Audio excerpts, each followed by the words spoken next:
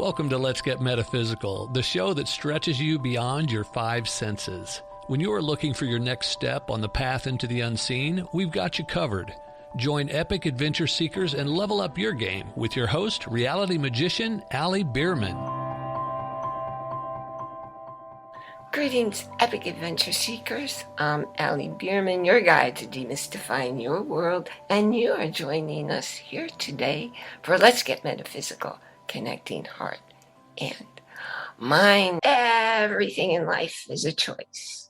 Every big thing and every little thing, everything is a choice that you get to make. And there's no such thing as no, that wasn't a choice. What else could I do? You still make the choice to proceed in one direction or in another direction. When you are making that choice, you're focusing your energy on what you're picturing and what you're believing in your mind. So what happens?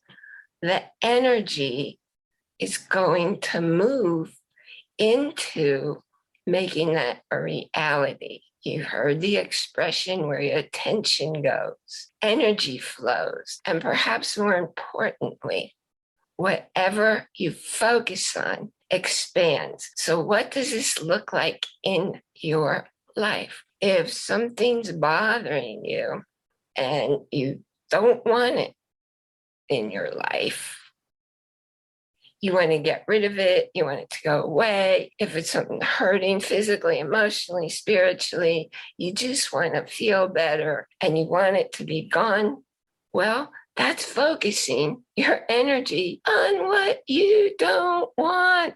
You're making it bigger. You're causing it to be more in your face. What can you do instead? You can make a different choice. You know, the well-known psychiatrist Carl Jung said, what you resist persists. Well, now why is it happening? Because the whole act of resisting, because you want it to make it go away, because you want it to not bother you, because you want it to make it better. You want to stop hurting. You want to stop suffering. Suffering's always optional. Things happen in your life that can cause physical pain, but it's your awareness that's aware of the pain. And the suffering part, that's a choice you're making to think of it as, I don't want this. What can you do instead if you find yourself hurting physically? I know for me, that's always been the biggest challenge, or because of health issues, health challenges, things happen that make it hard for me to breathe, or they make it hard for me to get my heart to calm down. And for years, I was just thinking, oh no, don't do this. I can't do this now. I have something else I need to do. Or after the surgery left me unable to speak, and people kept calling me and they wanted to interview me. And I always hoped I'd have a voice for the interview. Those are the kinds of things where your attention goes, energy flows. And the better choice I was making back then was, yes, I have a voice today, and it's going to be here the whole time, and people are going to understand what I'm saying clearly. So you have a choice about when something's hurting you, physically, emotionally, spiritually. What's the choice? I have a whole bookshelf of Deepak Chopra's books. I believe he's written more than 90. Though he himself said, God writes the books and I collect the royalties, which is how I create also. Tell the universe, this is what I want to create. The universe gives it to me. I never sit in front of a blank page. I never wonder, what am I going to talk about with you today? I never wonder, what am I going to write about, etc., etc. It's what you put out to your universe, to the universe, because of your belief systems. So what I discovered, because some really, really really, really, really painful things happen in my life, as they do to many people. And I just say, no, don't do that now. No, don't do that now. What do you think happened? I was focusing on the fact it was hurting. Did it go away? No. So what I learned from Deepak Chopra and what I learned from lots and lots of people who understand that who we are is an eternal. It's that we're beings. We're eternal beings. We're not human beings. We're beings having human experiences. So from all of these teachers in my world, I learned accept what's happening and go with it. In other words, if something's hurting, allow the hurting to happen, to feel it, to go through it. Yeah, you're going to feel it because of conscious awareness. It's going to be something you're aware of. You can say, am I this pain? Or am I the one who's aware of the pain, who's observing the pain? It took me a long time to realize what Deepak Chopra was talking about when he was describing the observer rather than being what is observed. So now when something hurts me, when my heart goes in that place, when it's hard to breathe, I welcome it in. I allow it in and I let myself go through it. And when I remember to do that, because it's still a fairly new choice for me, when I remember to allow it and to allow myself to be with it, guess what happens? I get through it faster. Whatever's bothering me, whatever's hurting, I get through it faster. The ways to make better choices, because everything that happens in your world reflects a choice that you are making. There are choices that you're making in every moment. I don't know how they figure this stuff out, but the word from the probably psychologists, neurologists, whoever does the experiments, if they're doing experiments, that cause them to say, we make 35,000 choices every day. 35,000. So my question to you is, how come your world looks exactly the same today, including all the things you don't want in it, as it looked yesterday, and the day before, and the day before, and the day before? And on the subject of making choices, people will talk about think positive. Is thinking positive any different from thinking negative? I love the way Deepak Chopra describes it. He says, think of life as a river with two riverbanks, and one riverbank is the positive thinking, and the other riverbank is the negative thinking. And what you want to do is stay in the middle of the river. Don't get caught on either bank, because positive thinking doesn't move your life forward, just as negative thinking doesn't keep you stuck unless you're choosing to stay stuck. Everything's a choice.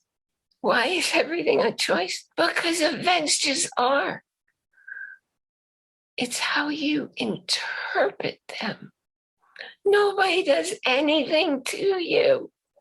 It's how you interpret other people's behaviors, other people's choices, other people's actions. It's how you interpret the circumstances in your awareness that causes you to feel good or bad.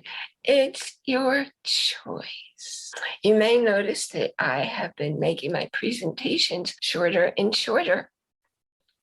Because, have you heard this one?